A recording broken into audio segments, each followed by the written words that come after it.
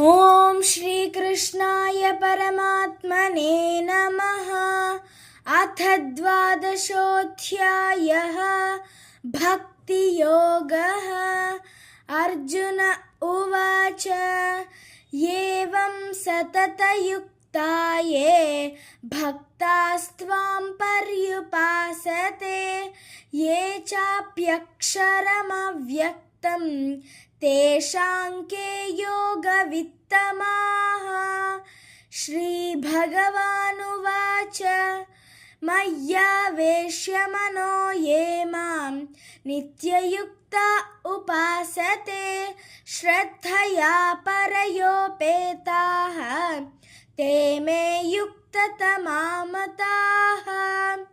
ये त्वक्षरमनिर्देश्यम् अव्यक्तं पर्युपासते सर्वत्र गमचिन्त्यं च कूटस्थमचलं ध्रुवम् सन्नियम्येन्द्रियग्रामं सर्वत्र समबुद्धयः ते प्राप्नुवन्ति मामेव सर्वभूतहिते रताः।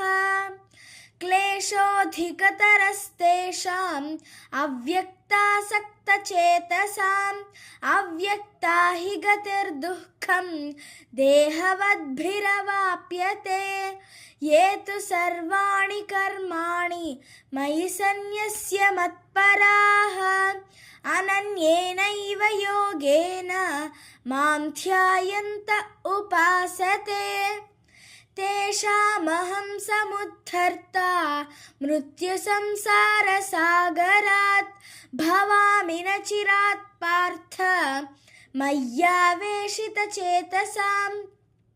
मय्येव मन आधत्स्व मयि बुद्धिं निवेशय निवसिष्यसि मय्येव अत ऊर्ध्वन्न संशयः। अथ चित्तं समाधातुं न शक्नोषि मयि स्थिरम् अभ्यासयोगेन ततः मामिच्छाप्तुं धनञ्जय।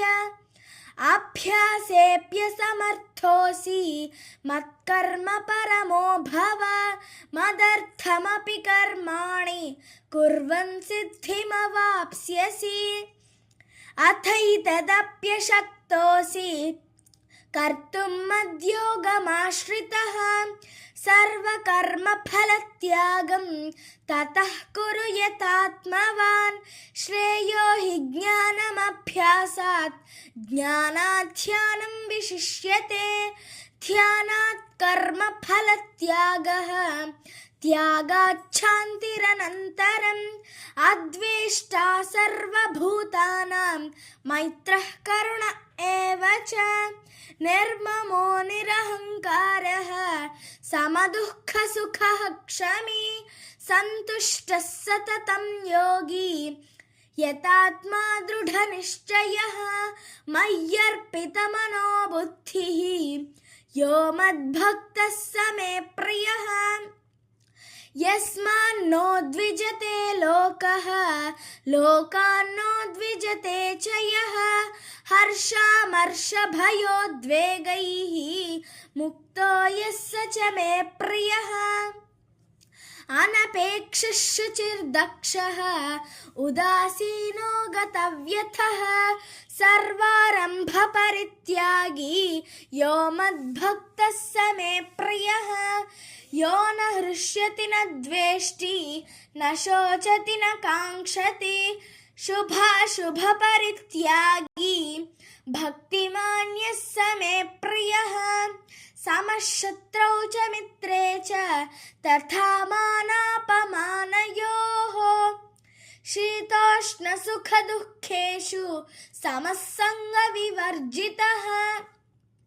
तुल्यनिन्दास्तुतिर्मौनी सन्तुष्टो येन केनचित् अनिकेतस्थिरमतिः भक्तिमान् मे प्रियो नरः।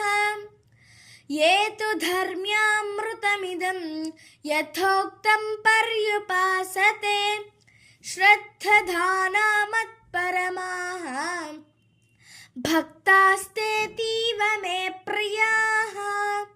ॐ तत् तत्सदिति श्रीमद्भगवद्गीतासु उपनिषत्सु ब्रह्मविद्यायां योगशास्त्रे श्रीकृष्णार्जुनसंवादे भक्तियोगो